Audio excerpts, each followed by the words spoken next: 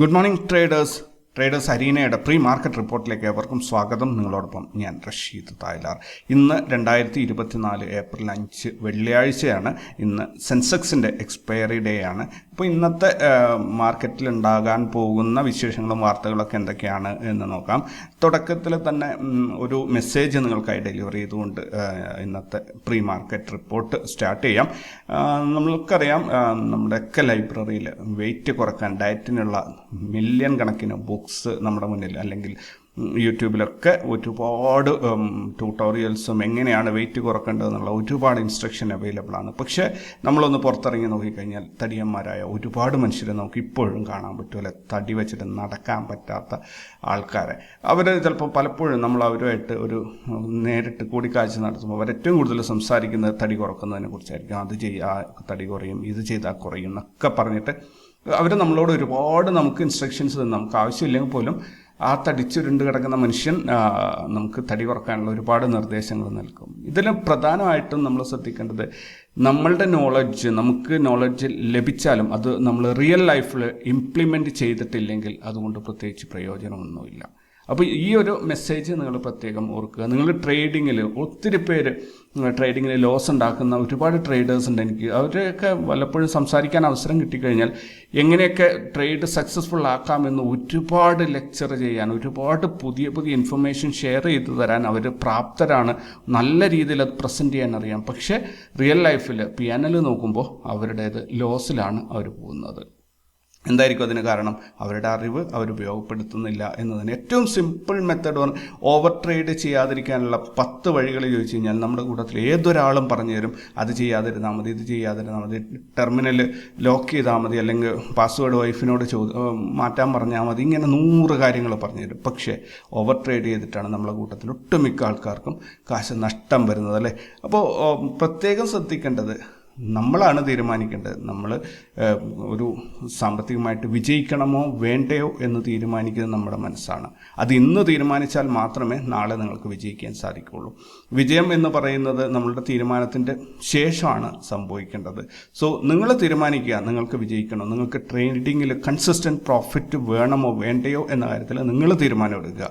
നിങ്ങൾക്ക് ആ ഒരു കാര്യത്തിൽ ഉറച്ചു നിൽക്കാൻ വേണ്ടിയിട്ട് പാറ പോലെ നിങ്ങളുടെ തീരുമാനത്തിൽ ഉറച്ചു നിൽക്കാൻ സാധിക്കുന്നുണ്ടെങ്കിൽ നിങ്ങൾ വിജയിക്കുക തന്നെ ചെയ്യും. അപ്പം നല്ലൊരു ദിവസത്തേക്ക് നമുക്ക് ഇന്ന് പ്രീ മാർക്കറ്റ് ഡാറ്റ നോക്കിക്കൊണ്ട് തുടങ്ങാം. ഇന്നത്തെ പ്രധാനപ്പെട്ട ഹൈലൈറ്റ്സ് നോക്കുകയാണെങ്കിൽ, ഇന്ന് RBIയുടെ പോളിസി അനൗൺസ്മെൻ്റ് ആണ്. റിപ്പോ റേറ്റിൽ മാറ്റമില്ലാതെ തുടരും എന്നാണ് മനസ്സിലാക്കാൻ സാധിക്കുന്നത്. ദെൻ ബന്ധൻ ബാങ്ക്, അപ്പോൾ അവരുടെ ലോണ് കാര്യങ്ങൾ ഇതൊക്കെ ആയിട്ട് ഇൻക്രീസ് ചെയ്തിട്ടുണ്ട്. 17.8% മൊത്തത്തിലുള്ള ലോൺ കൊടുത്തതും അതേപോലെ ഇൻവെസ്റ്റ്മെൻറ്റ് കിട്ടിയതൊക്കെ ആയിട്ട് നല്ല രീതിയിലൊരു ഗ്രോത്ത് രേഖപ്പെടുത്തിയിട്ടുണ്ട്. ഗോൾഡ് പ്രൈസാണ് പറന്നു പോകുന്നത്. 2304 രൂപയിലെത്തി നിൽക്കുകയാണ്. രൂപയല്ല, ഡോളറിൽ $2304 ഇപ്പം പ്രൈസ് എത്തി നിൽക്കുന്നത്. 52 വീക്സിൻ്റെ ഒരു വർഷത്തെ പ്രൈസിൽ ഏറ്റവും പീക്കിലാണ് നിൽക്കുന്നത്. സോ 70,000-80,000 ഒക്കെ എത്താൻ വലിയ താമസം ഉണ്ടാവില്ല എന്ന് തോന്നുന്നു. ഹീറോ മോട്ടോർ കോർപ്പറേഷൻ ടാക്സിൻ്റെ ഇൻകം ടാക്സ് ഡിപ്പാർട്ട്മെൻറ്റിൽ നിന്ന് അവർക്കൊരു 605 കോടിയുടെ നോട്ടീസ് കിട്ടിയിട്ടുണ്ട് ടാക്സ് അടക്കാൻ വേണ്ടിയിട്ടുള്ള. സോ അതൊരു ചിലപ്പോൾ ഒരു നെഗറ്റീവ് ആവാൻ സാധ്യതയുണ്ട്. HDFC ബാങ്ക് അവരുടെ ഹോൾഡിങ്സ് ഉണ്ടായിരുന്നു ഒരു ഇന്ദ്രപ്രസ്ഥ മെഡിക്കൽ കോർപ്പറേഷൻ എന്ന കമ്പനിയിൽ. അത് കംപ്ലീറ്റ് 3.03% കംപ്ലീറ്റ്ലി അവർ HDFC ബാങ്ക് സെൽ ഓഫ് ചെയ്തിരിക്കുകയാണ്. സോ എങ്ങനെ മാർക്കറ്റ് അതിനോട് റെസ്പോണ്ട് ചെയ്യുന്നുള്ളത് നോക്കി കാണേണ്ടിയിരിക്കുന്നു. ദെൻ നെസ്ലെ ഇന്ത്യ, അവരുടെ അതായത് സെൻട്രൽ ഗവൺമെൻറ്റിൻ്റെ ഒരു കേസ് ഉണ്ടായിരുന്നു നെസ്ലെ ഇന്ത്യക്ക് എഗെയിൻസ്റ്റ് ആയിട്ട്. നൂഡിൽസ് വിൽക്കുന്നതുമായിട്ട്, അതായത് അതൊരു ശരിക്കുള്ള രീതിയിലല്ല അവരത് സെല്ല് ചെയ്യുന്നത് എന്നൊക്കെ പറഞ്ഞ് സെൻട്രൽ ഗവൺമെൻറ്റിൻ്റെ ഒരു കേസ് ഉണ്ടായിരുന്നു.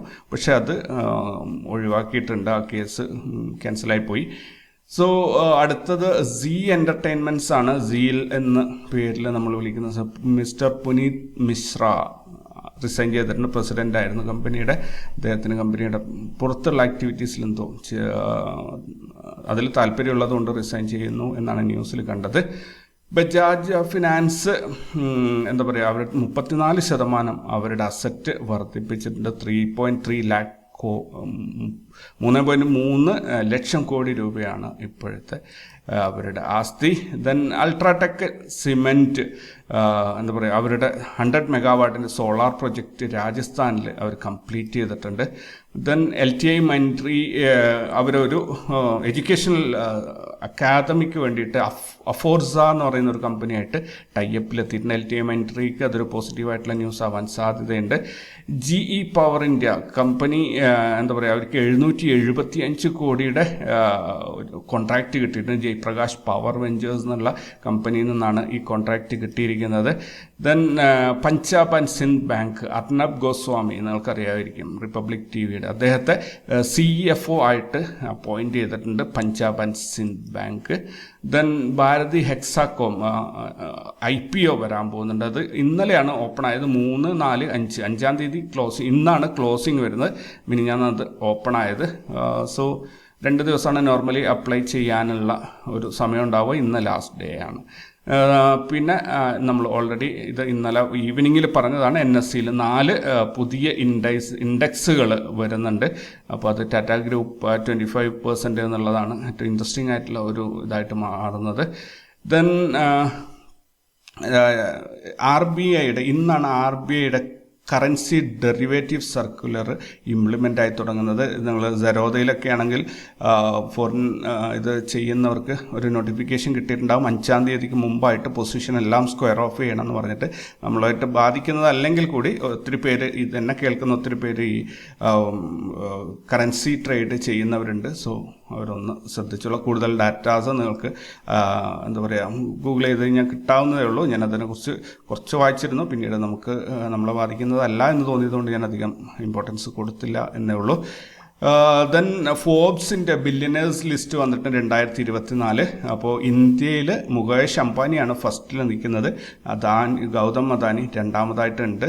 സോ അവർ തന്നെയാണ് ഇപ്പോഴും മത്സരിച്ചു കൊണ്ടിരിക്കുന്നത്. ഇതിൻ്റെ ഇടയിലേക്ക് നമ്മളൊക്കെ എത്തിപ്പെടേണ്ട ഒരു സംഭവങ്ങളും കൂടിയുണ്ട്. കാരണം കോടീശ്വരന്മാർ അവിടെ നിന്ന് കോടീശ്വരന്മാരായി മാറുന്ന ഒരവസ്ഥയിൽ നിന്ന് സാധാരണക്കാരൻ പണക്കാരെന്തുകൊണ്ട് വീണ്ടും പണക്കാരാകുന്നു എന്ന ആ ഒരു ചിന്ത നിങ്ങളുടെ മനസ്സിൽ ഉദിച്ചു കഴിഞ്ഞാൽ ഉറപ്പായിട്ടും നിങ്ങൾ സാമ്പത്തികമായിട്ട് വിജയിച്ചു തുടങ്ങും. സോ അത് എന്തൊക്കെയാണ് അവർ ഫോളോ ചെയ്യുന്ന രീതികൾ, എങ്ങനെയാണ് എന്തൊക്കെ സ്ട്രാറ്റജീസാണ് ഉപയോഗിക്കുന്നത് എന്നുള്ളത് നിങ്ങൾ ആലോചിച്ച് കഴിഞ്ഞാൽ നിങ്ങൾക്കൊരു അംബാനിയാകാൻ സാധിച്ചിട്ടില്ലെങ്കിൽ നിങ്ങളുടെ നാട്ടിൽ ഒരു വലിയൊരാളാകാൻ സാധിക്കും എന്നതിൽ, സാമ്പത്തികമായിട്ട് കേട്ടോ, വലിയൊരാളാകാൻ സാധിക്കും എന്നതിൽ ഒരു സംശയവുമില്ല.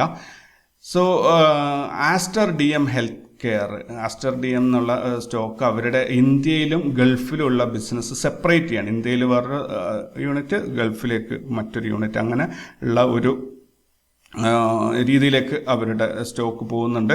സോ ഇത്രയൊക്കെയാണ് ഇന്നത്തേക്കുള്ള വാർത്തകളും ഹൈലൈറ്റ്സും ഞാൻ കളക്ട് ചെയ്ത് വെച്ചത്. നമുക്കിനി ഗ്ലോബൽ മാർക്കറ്റിൽ നോക്കാം എങ്ങനെയാണെന്ന്. ഗ്ലോബൽ മാർക്കറ്റിൽ എന്താ പറയുക, കംപ്ലീറ്റ്ലി റെഡായിട്ടാണ് പോയിക്കൊണ്ടിരിക്കുന്നത്. ഡോ ജോൺസ് ക്ലോസ് ചെയ്തത് 530 പോയിൻ്റ് നെഗറ്റീവിലാണ്. S&P 500 64 point നെഗറ്റീവിലാണ്. അതേപോലെ നെസ്ഡാക്ക് 228 പോയിൻ്റ് നെഗറ്റീവിലാണ്. ഹ്യൂജ് ആയിട്ടുള്ള ഒരു ബെയറിഷ് മൂവ്മെൻറ്റ് തന്നെയാണ് US മാർക്കറ്റിൽ ഉണ്ടായിട്ടുള്ളത്. യൂറോപ്യൻ മാർക്കറ്റിലേക്ക് നോക്കുകയാണെങ്കിൽ ഒരു ന്യൂട്രൽ അല്ലെങ്കിൽ സൈഡ് വൈസ് മാർക്കറ്റാണ് ഇത് സൂചിപ്പിക്കുന്നത്. കാരണം 2 പോസിറ്റീവാണ്, 1 നെഗറ്റീവാണ്. സോ ഒരു ന്യൂട്രൽ ആയിട്ടുള്ള ഒരു മൂവ്മെൻ്റ് ആണ് എന്ന് പറയാം. ഇനി ഏഷ്യൻ മാർക്കറ്റിലേക്ക് നോക്കുകയാണെങ്കിൽ നിക്കി 739 പോയിന്റ് റെഡിലാണ്. ഹാങ്സങ് ചൈനയുടെ തന്നെയാണ് ഇത് രണ്ടും. ഹാങ്സങ് 206 പോയിന്റ് റെഡിലാണ്. ഷങ്കായ് കമ്പോസിറ്റ് ചൈനയുടേത് എന്ന് പറയുന്നത് ഹാങ്സങ്ങും ഷങ്കായ് കമ്പോസിറ്റും ആണ്. 5 പോയിന്റ് റെഡിലാണ്. STI 28 പോയിന്റ് റെഡിലാണ്. അതേപോലെ കോസ്പി 16 പോയിന്റ് റെഡിലാണ്. ജപ്പാൻ നിക്കിയാണ് ഏറ്റവും കൂടുതൽ താഴെ പോയിട്ടുള്ളത്. നോർമലി ആ ഒരു മാർക്കറ്റിൽ ആ രീതിയിലുള്ള ഒരു മൂവ്മെൻറ്റ് ഉണ്ടാവാറുണ്ട്. എന്നാലും 739 പോയിൻ്റൊക്കെ നമ്മുടെ ബാങ്ക് നിഫ്റ്റിയൊക്കെ പോകുന്നത് പോലെയുള്ള ഒരു പോക്കാണ് അത് പോകുന്നത്. സോ ഇനി ഗിഫ്റ്റ് നിഫ്റ്റി നോക്കുകയാണെങ്കിൽ ഗിഫ്റ്റ് നിഫ്റ്റി ഇന്ന് 35 പോയിന്റ് ഗ്യാപ് ഡൗൺ ഓപ്പണിംഗ് ആയിരുന്നു. 22,535 ഓപ്പൺ ആയത്. അവിടെ നിന്ന് മാർക്കറ്റ് മുകളിലോട്ട് കയറി വന്നിട്ട് 22,553 ഇപ്പോൾ ട്രേഡിംഗ് നടക്കുന്നത്. 18 പോയിന്റ് ഓപ്പൺ ചെയ്ത സ്ഥലത്ത് നിന്ന് 18 പോയിന്റ് മുകളിലാണ്. പക്ഷേ ഇന്നലത്തെ ക്ലോസിങ്ങിൻ്റെ താഴെയാണ് ഇപ്പോൾ ട്രേഡിംഗ് നടക്കുന്നത്. ഒരു ഗ്യാപ് ഡൗൺ ഓപ്പണിംഗ് ആയതുകൊണ്ട് തന്നെ ഇന്ത്യൻ മാർക്കറ്റിലേക്ക് ഒരു ഗ്യാപ് ഡൗണിന് സാധ്യത കാണുന്നുണ്ട്.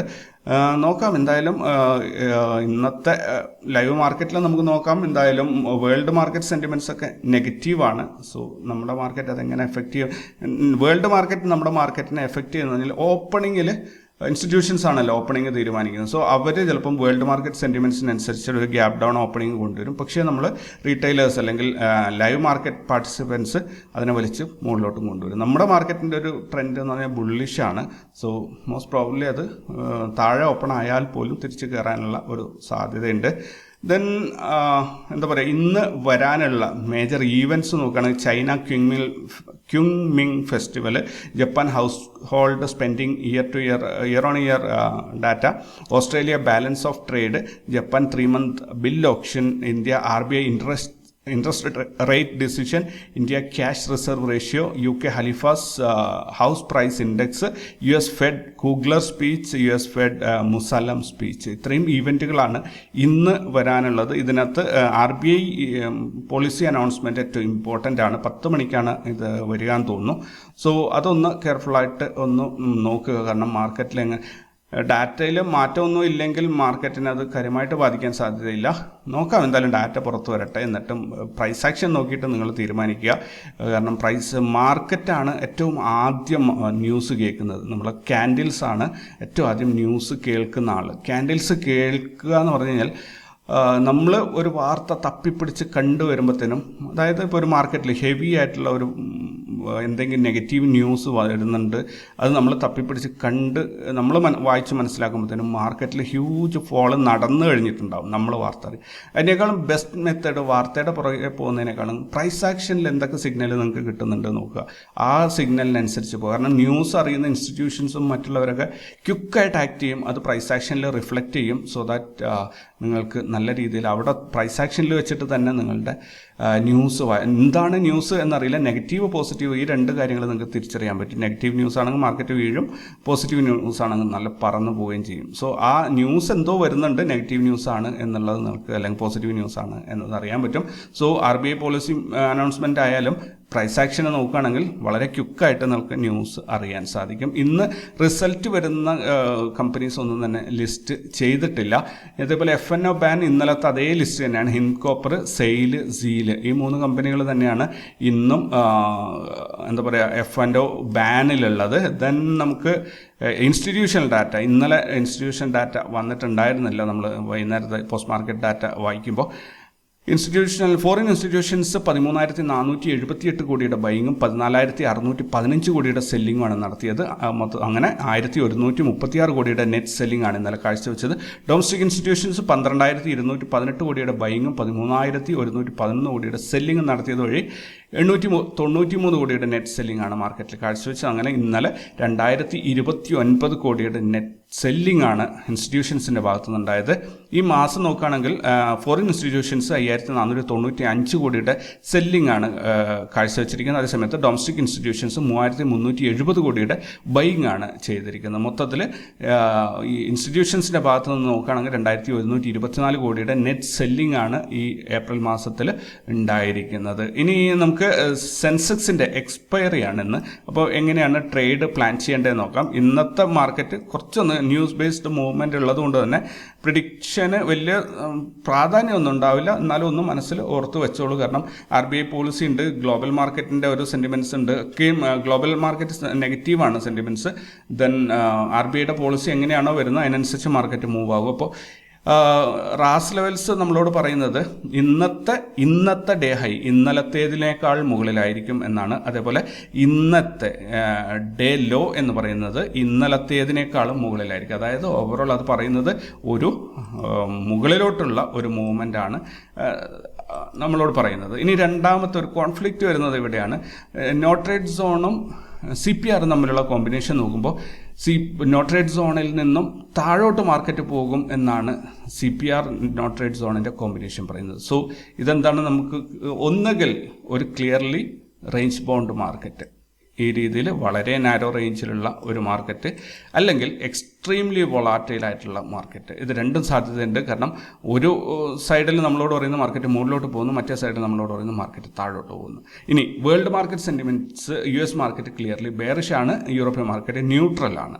സോ അതിൻ്റെ കൂടെ പോകുന്നുണ്ടെങ്കിൽ ഒരു ഗ്യാപ് ഡൗൺ ഓപ്പണിംഗ് നമുക്ക് കിട്ടാനുള്ള സാധ്യതയുണ്ട്. അങ്ങനെയാണെങ്കിൽ CPRൻ്റെ താഴെയായിട്ട് ഓപ്പണിംഗ് വരുന്നുണ്ടെങ്കിൽ, അല്ലെങ്കിൽ 73,780 അതായത് 73,800 ഓപ്പണിംഗ് അത്രയും താഴെ പോയി ഓപ്പൺ ആകുകയാണെങ്കിൽ ഫർദർ അവിടുന്ന് മുകളിലോട്ടുള്ള റാലി ആയിരിക്കും നമുക്ക് കിട്ടുക.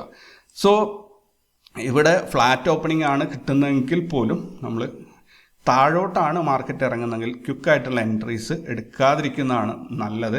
ഇനി മാർക്കറ്റിനെ മുകളിലോട്ട് പോകുമ്പോഴും ശ്രദ്ധിക്കണം, വേൾഡ് മാർക്കറ്റ് സെൻറ്റിമെൻറ്റ്സ് നെഗറ്റീവാണ്.